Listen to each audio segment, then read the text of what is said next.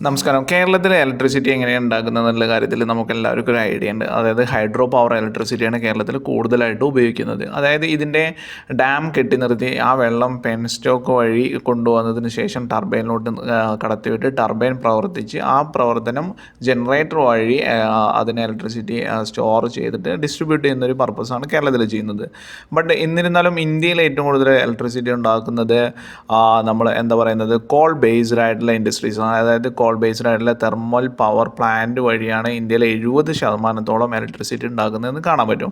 അപ്പോൾ ഈ ഒരു ഇലക്ട്രിസിറ്റി എങ്ങനെയാണെന്ന് ചോദിച്ചാൽ ഈ ബോയിലർ ഉണ്ടാവും. ബോയിലറിനകത്ത് വെച്ചിട്ട് ഈ കോൾ കത്തിച്ചതിന് ശേഷം അതിൽ നിന്ന് ഉണ്ടാകുന്ന ചൂട് വഴി ഈ ബോയിലറിലും ചുറ്റും ഉണ്ടാകുന്ന വാട്ടർ ട്യൂബിലൂടെയുള്ള വെള്ളം അത് സ്റ്റീമാക്കി മാറ്റുക. ഈ സ്റ്റീം പിന്നെ അതിനടുത്തുള്ള ടർബൈനിലോട്ട് കടത്തിവിട്ട് ടർബൈൻ പ്രവർത്തിച്ചിട്ടാണ് നമ്മളുടെ ഇലക്ട്രിസിറ്റി ഉണ്ടാകുന്നത്. ടർബൈൻ പ്രവർത്തിച്ച ശേഷമുള്ള ഇലക്ട്രിസിറ്റി ജനറേറ്റർ വഴി ഉൽപ്പാദിപ്പിച്ച് ഡിസ്ട്രിബ്യൂട്ട് ചെയ്യുന്നു. അപ്പോൾ 70% ഇന്ത്യയിലെ ഇലക്ട്രിസിറ്റിയുടെ ആവശ്യത്തെ എന്ത് ചെയ്യുന്നത് ഉപയോഗിക്കുന്നത് ഇത്തരത്തിലുള്ള കാര്യങ്ങളാണെന്ന് കാണാൻ പറ്റും.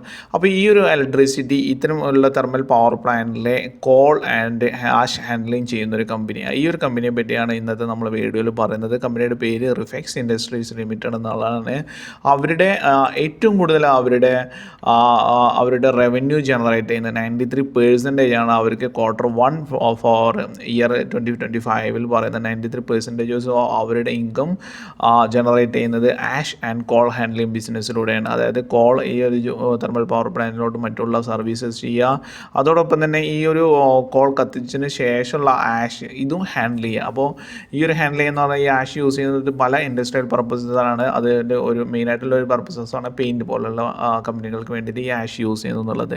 അപ്പോൾ company 2022 72% ash and call handling business ചെയ്തിരുന്നത്. അതിപ്പോൾ 93% ഓഫ് അവരുടെ ബിസിനസ്സും ഇതാണ് ചെയ്യുന്നത് കാണാൻ പറ്റും. It is the largest organiser playing in ash handling in India.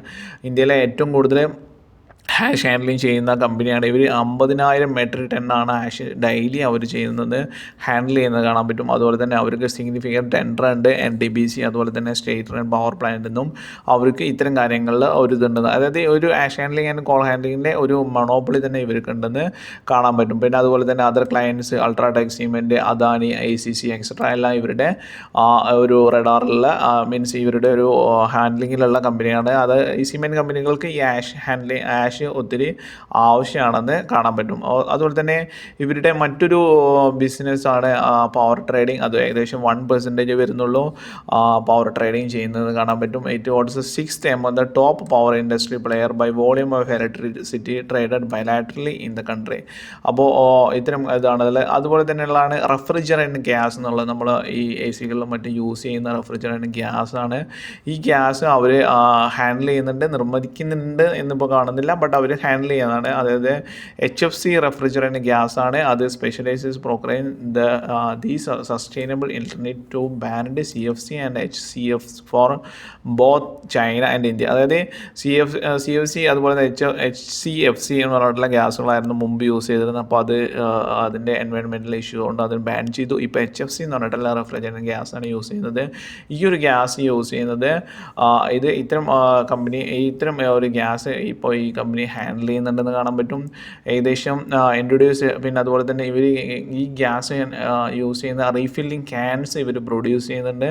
അപ്പോൾ ഈ ഒരു പ്രൊഡ്യൂസ് ചെയ്യുന്നതും ഇവർ തന്നെയാണെന്ന് കാണാൻ പറ്റും. അപ്പോൾ അതുകൊണ്ട് തന്നെ ഇവരുടെ ഒരു നെറ്റ് ഒരു ബിസിനസ്സിൻ്റെ 4% ഇയർ 2025 അവർ റെഫ്രിജറൻറ്റ് ഗ്യാസ് ഹാൻഡിൽ ചെയ്യുന്നതാണെന്ന് കാണാൻ പറ്റും. അതുപോലെ തന്നെ ഗ്രീൻ മൊബിലിറ്റിയിലും അവരുടെ ഏകദേശം ഒരു 3% അവരുടെ ഇൻകം ഗ്രീൻ മൊബിലിറ്റി വഴി അവർക്ക് ഉണ്ടെന്ന് കാണാൻ പറ്റും. Operations Bengaluru March it offers 100% electric four wheeled vehicle and trained background verified driver and technology and support teams.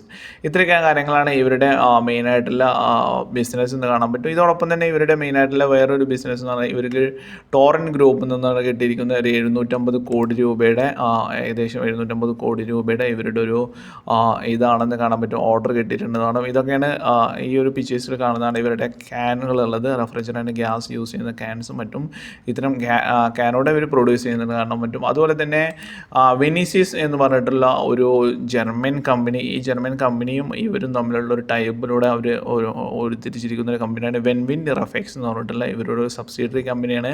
അപ്പോൾ ഈ വെനീസിയസ് കമ്പനിയെ പറ്റി നമ്മൾ കൂടുതൽ എൻക്വയറി ചെയ്യുമ്പോൾ വിൻ സ്പീഡ് കുറഞ്ഞാലും ആ ഒരു ചെറിയ വിൻ സ്പീഡാണെങ്കിൽ പോലും അതിൽ നിന്ന് വൈദ്യുതി പുതിയ ടെക്നോളജി, ജർമ്മൻ ടെക്നോളജി വഴി ഉപയോഗിക്കാൻ പറ്റും എന്നുള്ളതാണ്.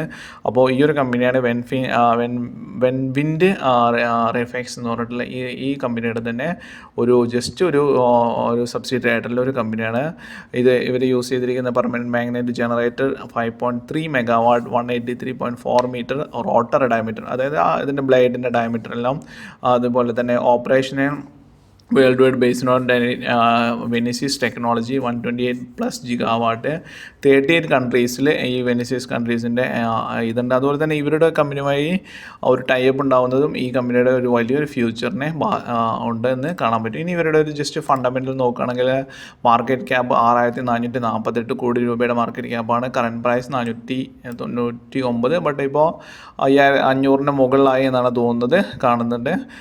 അതുപോലെ തന്നെ ROE ബെറ്ററാണ്. 25%-ഉം 22%-ആണ്. അത് 20% എബോവ് ആണ് ഇതെങ്കിൽ നല്ലതാണെന്നാണ് കാണാൻ പറ്റുന്നത്. പിന്നെ ലയബിലിറ്റി ഏകദേശം 333 കോടി രൂപയുടെ ലയബിലിറ്റി ഉണ്ടെന്ന് കാണാൻ പറ്റും. ബട്ട് അത് മാർക്കറ്റ് ക്യാപ്പ് ഇത്രയും വലിയുള്ള ഒരു കമ്പനിക്ക് ഏകദേശം അത് ഉണ്ടാവും എന്നുള്ളത്. സ്റ്റോക്ക് പി 34% ആണ്. അതുപോലെ തന്നെ എന്താ പറയുക, ഇൻഡസ്ട്രി പി 33.7 അതാണ്. ഓൾമോസ്റ്റ് സെയിം ആണ് പ്രൈസ് ടു ഏർണിംഗ് റേഷ്യോ എന്ന് കാണാൻ പറ്റും.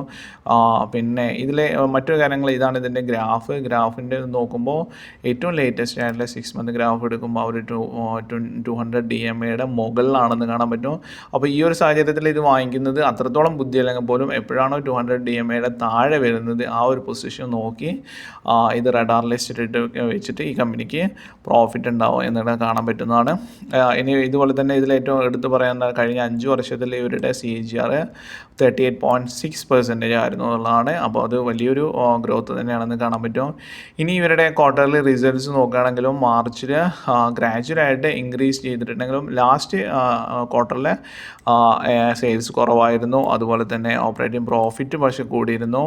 ഓപ്പറേറ്റിംഗ് പ്രോഫിറ്റ് മാർജിൻ കഴിഞ്ഞതിനേക്കാളും കുറച്ച് കൂടുതലായിരുന്നു. അതുകൊണ്ട് തന്നെയാണ് എക്സ്പെൻസസ് ഓപ്പറേറ്റിംഗ് പ്രോഫിറ്റ് കൂടാൻ കാരണം എന്ന് കാണാൻ പറ്റും. ഇനി ഇവരുടെ എന്താ പറയുന്നത് നെറ്റ് പ്രോഫിറ്റ് ആണെങ്കിൽ 57% ആയിട്ട് സ്വല്പം കുറഞ്ഞിട്ടുണ്ട്. ഇനി ഒരു ഇയർലി ബേസിസുള്ള പ്രോഫിറ്റ് ആൻഡ് ലോസ് നോക്കുകയാണെങ്കിലോ സെയിൽസ് കഴിഞ്ഞ വർഷത്തെ ഒരു ഇയർലി ബേസിസ് നോക്കുകയാണെങ്കിൽ ഓൾമോസ്റ്റ് ഡബിൾ ആയിട്ടുണ്ട്. ഓപ്പറേറ്റിംഗ് പ്രോഫിറ്റ് മാർജിൻസ് കുറഞ്ഞിട്ടുണ്ട്, ബട്ട് ഓപ്പറേറ്റിംഗ് നെറ്റ് പ്രോഫിറ്റ് ഏകദേശം ഓൾമോസ്റ്റ് ഡബിൾ ആയിട്ടുണ്ടെന്ന് കാണാൻ പറ്റും. അപ്പോൾ കമ്പനി ഫിനാൻഷ്യലി സ്ട്രോങ് ആണ്, എക്കണോമിക്കലി സ്ട്രോങ് ആണ്, വിഷനറീസുള്ള ലീഡർഷിപ്പ് ഉണ്ട്, അതുപോലെ തന്നെ പുതിയ ടെക്നോളജീസ് അഡോപ്റ്റ് ചെയ്യുന്നു. ഇത്തരം കാര്യങ്ങളെല്ലാം തന്നെ നമുക്ക് മനസ്സിലാക്കി തരുന്നത് കമ്പനി ഒരു നെക്സ്റ്റ് ഒരു സുസ്ലോൺ പോലത്തെ ഉള്ള ഒരു ഫ്യൂച്ചറുള്ള കമ്പനിയാണെന്ന് കാണാൻ പറ്റും. അപ്പോൾ കോൾ ബേസ്ഡ് ആയിട്ടുള്ള പരമ്പരാഗത രീതിയുടെ പുറമെ അവർ പിന്നെ എന്താ പറയുക വിൻ ടെക്നോളജി മറ്റു കാര്യങ്ങളുള്ള റിന്യൂവബിൾ എനർജിക്ക് കൂടെ അവർ ഇമ്പോർട്ടൻസ് കൊടുക്കുന്നു എന്ന് കാണാൻ പറ്റും. അപ്പോൾ നമുക്കറിയാം നമ്മൾ ഗവൺമെൻറ് 70% കോൾ ബേസ്ഡ് ഇൻഡസ്ട്രീസിടെ ഇത് കുറയ്ക്കാൻ നോക്കുകയും അതുപോലെ തന്നെ ആ ഒരു സ്പേസിലോട്ട് റിന്യൂവബിൾ എനർജിയെ ഇൻക്രീസ് ചെയ്യാനും നമ്മൾ ഗവൺമെൻറ് ശ്രമിച്ചുകൊണ്ടിരിക്കുകയാണ്. അപ്പോൾ രണ്ട് ഇതിലും വർക്ക് ചെയ്യുന്ന ഇത്തരം കമ്പനികൾക്ക് ഫ്യൂച്ചർ ഉണ്ടാവും എന്ന് തന്നെ നമ്മൾക്ക് അനുമാനിക്കാവുന്നതാണ്. പക്ഷേ എന്നിരുന്നാലും കമ്പനിയിൽ ഇൻവെസ്റ്റ് ചെയ്യുന്നതിന് മുമ്പ് നിങ്ങൾ എല്ലാ കാര്യങ്ങളും ചെക്ക് ചെയ്തതിന് ശേഷം മാത്രം ചെയ്യുക എന്നോടെ ഞാൻ റിക്വസ്റ്റ് ചെയ്യാം.